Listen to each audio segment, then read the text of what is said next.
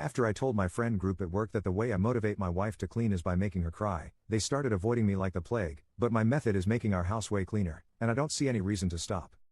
Okay, so I know the title makes it sound bad, but hear me out. I, 28M, have been married to my wife Lindsay, 25F, for 2 years. We've been together for 7. Our marriage is great. Despite us both being busy with work, we still make time to go on dates and be intimate with each other whenever we can. I work in engineering and Lindsay is an RN, so I pay for most of the bills and utilities. We split the bills, but I pay for majority of the costs because I make more. Lindsay usually fully covers grocery costs and the Wi-Fi, which isn't much because it's just the two of us. I feel that since I make and spend more money, Lindsay should make up for that in housework. I'm not some traditional wife-desiring jerk. I think it's great that she works and has goals for her career. I want her to. I feel like our chores are split fairly. It changes day by day depending on our schedules, but typically, Lindsay cooks our meals. She is much better than me. Trust me, you don't want me anywhere near a kitchen, but it's nothing fancy or requiring a lot of effort. She does the dishes and vacuums, but it's not daily. It's more like an as-needed basis. I take out the trash weekly and wash our cars about once a month. This has always seemed fair to me, but recently I've felt frustrated with her. I've been at my current job for 6 years and I've developed really great friendships in my time here. There's a few of us that always get together on break for lunch and whatnot. One of my coworkers, John, has been married to his wife Claire for about 10 years if my memory serves correctly. About a month ago, John invited me and the rest of the gang plus our wives to have dinner at their house. Claire is a stay-at-home mom, so she handles everything at home while John works and brings home the bacon. I know this sounds bad, but I was jealous. Not because she's a stay-at-home mom, I don't want kids, but because John has a wife that actually puts effort into her food and cleaning. Their house was immaculate, completely spotless, no dishes left in the sink, little knick-knacks left out on countertops, nothing. I couldn't believe it. Claire set the table and waited on everyone. She was thoughtful and made sure everyone's glasses were always full and would ask if she could get us more food, etc. She made filet mignon with mashed potatoes and roasted vegetables on the side. It was amazing, and I can't remember the last time Lindsay put any effort into our meals. It's always something lazy like pasta, a lot of chicken-centered meals, tacos, quesadillas, everything requiring little to no effort. On the drive home, Lindsay made a comment about how Claire is an amazing cook and said she would like to have dinner with them again because they're great people. I agreed with her and said something along the lines of, you could also be more adventurous with your meal choices so we can eat good at home too. She took offense to this and said she didn't realize her food was so bad. I said it wasn't, but it's nothing compared to Claire's because she puts no effort into it. She stopped talking to me and was pouting like a child. She went to bed without speaking to me that night. I ended up apologizing the next day when she got home and she forgave me. Fast forward a week later and I became more and more frustrated. She was working 12-hour shifts more than usual, and as a result, her housework suffered. She would leave at 7 a.m. and come home at 7 p.m., and on some nights she went straight to bed without making dinner. I ended up getting takeout on those nights. Dishes were piling up in the sink, the carpets were becoming noticeably dirty, and she just sat in bed scrolling on her phone or sleeping. I tried to be understanding at first, but at this point she's used to working 12-hour shifts, so there really is no excuse. I ended up having a talk with her and was brutally honest. I told her that I'm not satisfied with her level of housework anymore and I want her to do more. I want her to come home and make dinner, and I want her to put more effort into it. I gave her some examples of meals I would like to eat and suggestions for ways that she can clean before going to bed, such as drinking coffee or energy drinks on the way home. I thought she was receptive to my ideas at first, but then I realized she looked pissed. She very coldly asked me if I feel this way because of John's wife, and I answered honestly and said yes. I told her I would be embarrassed if my friends came over to have dinner with us after that dinner at John's. She started tearing up when I said this, and I felt kind of bad for being so harsh. She didn't say a word to me and just left the room. I came out a short while later and saw her maniacally scrubbing a stain out of the carpet on her hands and knees, still crying. I asked her what she was doing and she screamed, "What does it look like, you fudging jerk?" The stain she was scrubbing was pretty much gone, but she continued for what felt like hours. I started feeling sorry for pushing her to that point, but then I remembered something. Something that could work out great for me or go horribly wrong. When she was in high school, she was Baker acted, I will not disclose details out of respect, and was in a psych ward. She told me she used to neglect herself when she felt really depressed, but after being in the ward, she obsessively cleans when she feels depressed or overwhelmed because of the habits they drilled into her. I almost felt like a DC villain because of the huge smirk that crept on my face. So, the next night she got home at 7 p.m. I told her I had something to confess to her and she looked petrified. I told her I was sorry, but I watched porn while she was at work because I was lonely. She ended up throwing up from crying so much, but just as I thought, she started cleaning. She washed all the dishes by hand instead of using the dishwasher. She dusted everything, every fan, every TV screen, every shelf. I didn't want it to be too obvious, so I started limiting this trick to 4x a week max.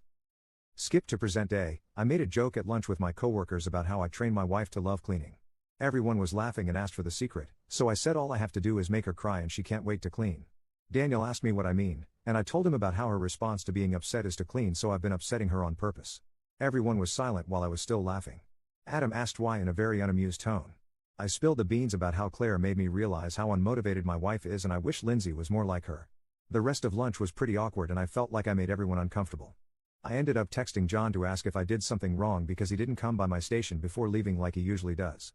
He told me he felt really weird about the way I was treating my wife and idealizing his. He told me I was being a jerk and emotionally abusing her when I should just communicate. I argued against this because I did communicate.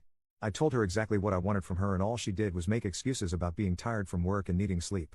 She even suggested that I should clean more if the state of the house bothers me so much and that I should learn how to cook before criticizing her.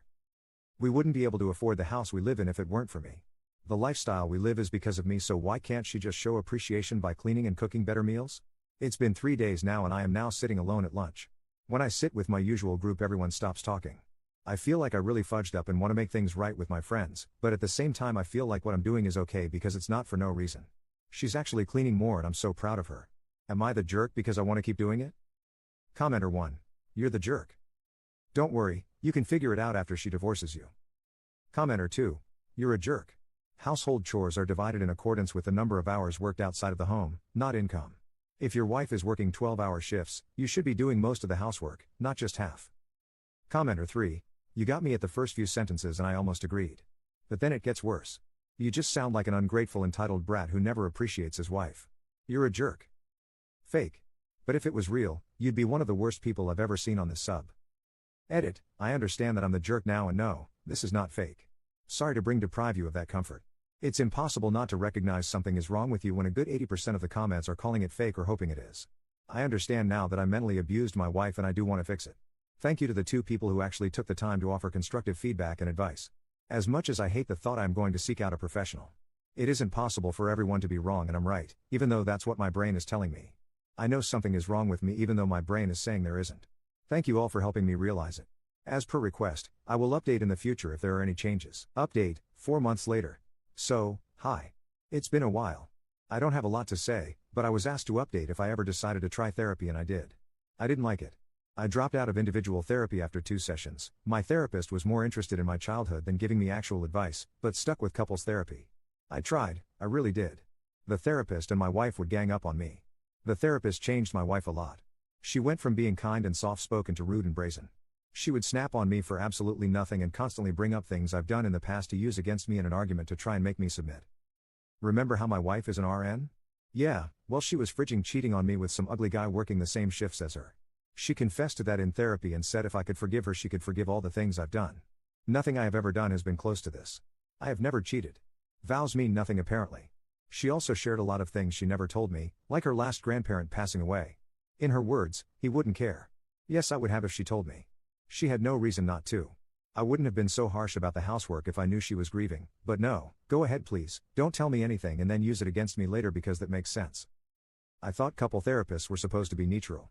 Isn't their entire purpose bringing couples together and helping them understand each other? Since when do they call their clients manipulative? How is that allowed? Anyways, back to the batch wife, I can't forgive a cheater. She is staying with her parents for now as we are separated. I don't want her back in my house. It makes sense now why she didn't want to smash anymore. We stopped going on dates. Our intimacy suffered. All because she cheated. Therapy was a waste of time and money, but I guess it was worth it in the end because I learned what kind of person she really is. She disgusts me. I did not want therapy but I tried my best for her and to change. That is clearly not what she wanted because she cheated. I learned this information last month and I have finally come to terms with it. As for my friends, I'm still cool with a few of them. Others clearly look down on me so I don't interact with them anymore, but we don't eat lunch together anymore. I sit elsewhere now and it's not too bad honestly. I'm meeting new people. Maybe I'll find love again soon but who knows. My reputation at work in regards to personal matters is kind of bad now. Well, that's really it. Thank you for reading. Commenter. First time I don't have any empathy with a person who was cheated on. That's new. Commenter 2. I concur. Furthermore, she even gave him one last chance there, when she told him about the affair. She said if he could forgive that, she could find a way to forgive him. Then he may as well have spat in her face, when he refused that reasonable offer. Even the offering was more than he deserved. As they say, good riddance to bad rubbish.